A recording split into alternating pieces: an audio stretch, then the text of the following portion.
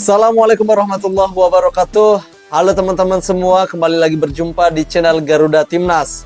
Oke, kita kembali akan mengulas berita update mengenai perkembangan Timnas Indonesia. Kita akan terus mencari tahu informasi terkini mengenai perkembangan Timnas Indonesia. Nah, seperti biasa kita akan mereaksi lagi salah satu konten channel ya tentang Timnas Indonesia. Di video kali ini kita akan mereaksi salah satu konten channel dari Gals ya yang judulnya "Sekarang Indonesia Setara di Asia". Pelatih Qatar dan Australia U23 ini pada waspada dengan 6 pemain abrol Indonesia tentunya. Nah, siapa saja itu pemain 6 abrol Indonesia yang sedang berkarir di luar negeri? Nah, daripada kalian penasaran bagaimana perkembangan Timnas Indonesia terbaru di ajang Piala Asia U23, kita langsung saja reaksi videonya. Bismillahirrahmanirrahim. Bulan April ini, tugas berat kembali akan dihadapi oleh Sinteyong. Hal itu tidak terlepas dari target tinggi yang diberikan PSSI di ajang Piala Asia U23. Ya, meskipun telah berhasil menorehkan catatan apik di timnas senior, namun publik masih sangat khawatir perihal perpanjangan kontrak Coach Shin yang kabarnya tergantung dari hasil Piala Asia ini. Nah, melihat sikon yang ada, jelas bila masih menunggu hasil Piala Asia U23 ya untuk menentukan kontrak dari pelatih Sinteyong maksimal. Dan kabar baiknya, Liga 1 akan ditunda sampai Piala Asia U23 ini kelar agar memungkinkan semua pemain ini surat resmi dari PSSI ya tentang penundaan kompetisi Liga 1. Laporan yang ada, kalau 5 pemain yakni Marcelino, Justin Hubner, Rafael Struijk, Ivar Jenner, dan Pratama Arhan kabarnya juga sudah diizinkan klubnya. Melihat ini semua, maka peluang pun sejatinya ada. Terlebih tim ini sebagian besar pemainnya adalah mereka yang udah berpengalaman main di level senior. Itulah kenapa pelatih Qatar, Ilidio Vale, dan Australia, Tony Fitmar, akan benar-benar menganggap Indonesia tim yang kuat. Nah, pelatih dari Qatar dan Australia ya, ini heran kenapa pemain Timnas Indonesia U23 ini banyak dihuni pemain senior. Mereka tidak tahu pemain senior kita ini muda-muda, masih di bawah U23 tahun. Sehingga banyak pemain senior yang turun ya bermain di Piala Asia U23 kali ini. Ya, seperti ada Ivan Jenner, kemudian Justin Hubner, Rafael Struijk, kemudian ada Pratama Arhan, ada Marcelino Ferdinand. Ini kan menjadi andalan di Timnas Indonesia Senior. Kenapa mereka kembali lagi bermain untuk U23? Ini sampai terheran-heran ya kedua pelatih ini.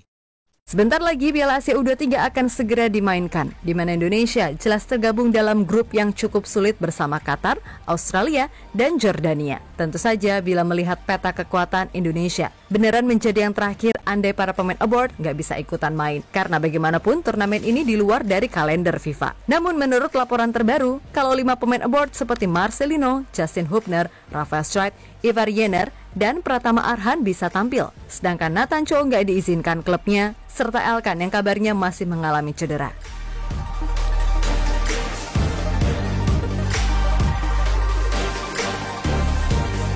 Sangat disayangkan ya, pemain-pemain yang tidak bisa membela Timnas Indonesia seperti Elkan Bagot.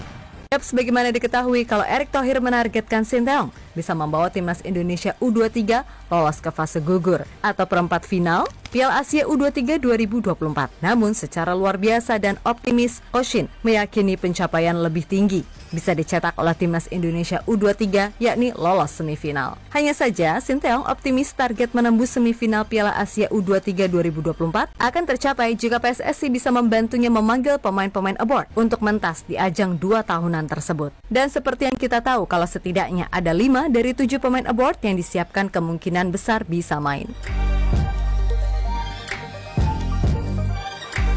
Target tinggi ya untuk bisa lolos ke semifinal. Lobby yang alot terutama dengan klub Liga 1 akhirnya diambillah jalan tengah untuk meliburkan kompetisi sampai Piala Asia U23 ini surat resmi ya dari PSSI. Coach Shin pun akhirnya resmi memanggil 27 nama untuk melakukan persiapan. Nah, mengetahui komponen skuad yang ada di Indonesia yang cukup banyak dihuni pemain yang tampil di Piala Asia dan kualifikasi Piala Dunia kemarin seperti Hernando Ari, Rizky Ridho, Justin Hubner, Pratama Arhan, Ivar Jenner, Witan Sulaiman, Ramadan Sananta hingga Hoki Caraka. Membuat pelatih Australia, Tony Fittman, ini kan pemain-pemain timnas senior ya, untuk bermain disiplin. Masih muda-muda sekali. Bagaimanapun, melihat permainan timnas Indonesia yang bisa meladeni tim-tim kuat macam Jepang, Irak, hingga Australia di Piala Asia level senior, membuatnya akan menganggap laga ini sebagai laga paling sulit yang dihadapi. Meskipun begitu, ia pun yakin timnya bisa mengalahkan Indonesia. Kami telah membicarakan tujuan dan ambisi kami sebagai sebuah grup, dan sekarang kami mengetahui jalan kami untuk mencapainya. Dalam hal grup kami menghadapi lawan yang kami kenal. Kami memahami cara mereka bermain, dan kami menantikan tantangan yang datang dalam turnamen sepak bola. Saya sangat senang dengan kerja keras yang dapat kami lakukan sebagai sebuah grup hingga saat ini, melawan tim lawan, dan dalam kondisi yang akan memberikan kami manfaat besar saat kami memasuki fase penting dalam program kami. Tegas Fittman, dilansir dari Football Australia. Sampai membuat pertanyaan ya, atau pernyataan maksud saya, dari pelatih Australia ini. Terlihat ada rasa gentar untuk menghadapi timnas Indonesia. Yap, senada dengan Fittman, pelatih Qatar, ini pelatih dari mengaku laga melawan timnas Indonesia Qatar tidak akan mudah dan pastinya akan jadi yang merepotkan. Karena bagaimanapun, timnas Indonesia kini udah berubah, dan dengan adanya pemain keturunan, permainan Indonesia udah seperti layaknya tim Eropa. Meskipun ia juga mengakui masih ada beberapa kelemahan yang bisa dimanfaatkan. Turnamen ini akan sulit, tetapi kami berharap bisa melangkah jauh dalam turnamen ini dan mendapatkan salah satu tiket kualifikasi untuk Olimpiade Paris 2024. Seluruh tim peserta sudah menunjukkan performa yang kuat selama babak kualifikasi, terutama Indonesia yang nyaris semua pemainnya bermain di Piala Asia. Tapi mereka belum sempurna, kata pelatih asal Portugal tersebut, seperti dikutip dari Qatar News Agency. Ada rasa was-was juga ya dari pelatih Qatar ini.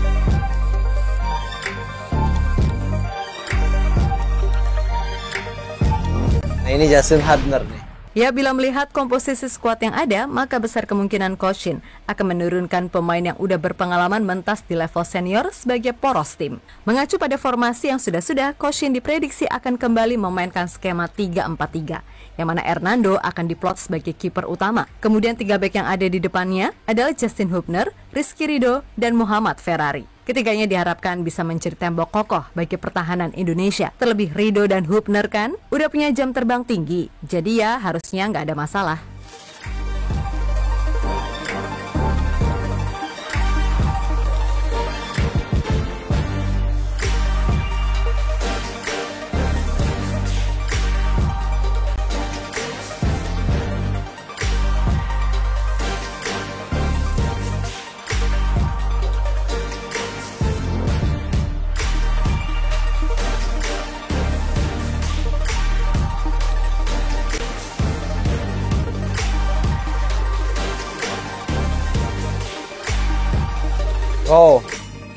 Bagaimana pertahanan timnas Indonesia yang diisi oleh Rizky Ridho dan juga Justin Hubner ini? Bek kanan kemungkinan akan diisi oleh bek kanan Persija, Rio Fahmi. Sedangkan di Rio kiri Fahmi pasti milik Arhan. Kecepatan dan kekuatan serta kemampuan lemparan ke dalamnya akan benar-benar dimanfaatkan. Ini yang berbahaya, lemparan dari Pratama Arhan. Sangat diharapkan tentunya.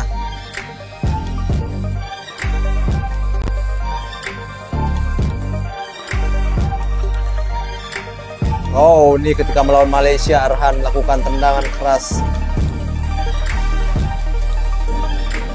Nah, ini ketika Indonesia berhadapan dengan ranking 1 dunia, Argentina. Ini lemparannya sangat ditakuti sekali oleh seluruh penjaga gawang ya. Kemudian di pos gelandang, tentu saja duet Marcelino dan Ivar Jenner. Bagaimanapun adalah yang terbaik yang dimiliki timnas U23 sekarang ini. Meskipun di barisan bench, Coach Shin masih punya pemain seperti Arkan Fikri ataupun Dewangga yang cakap juga main sebagai GM.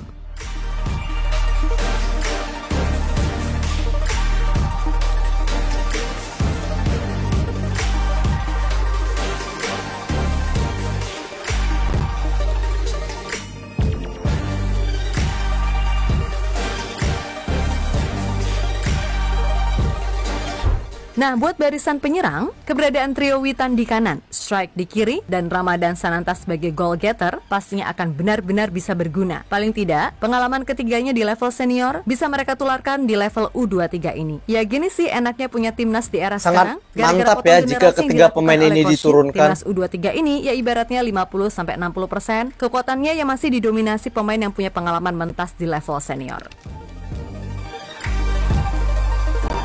Ada Witan, ada Rafael Strijk, sama Ramadan Sananta.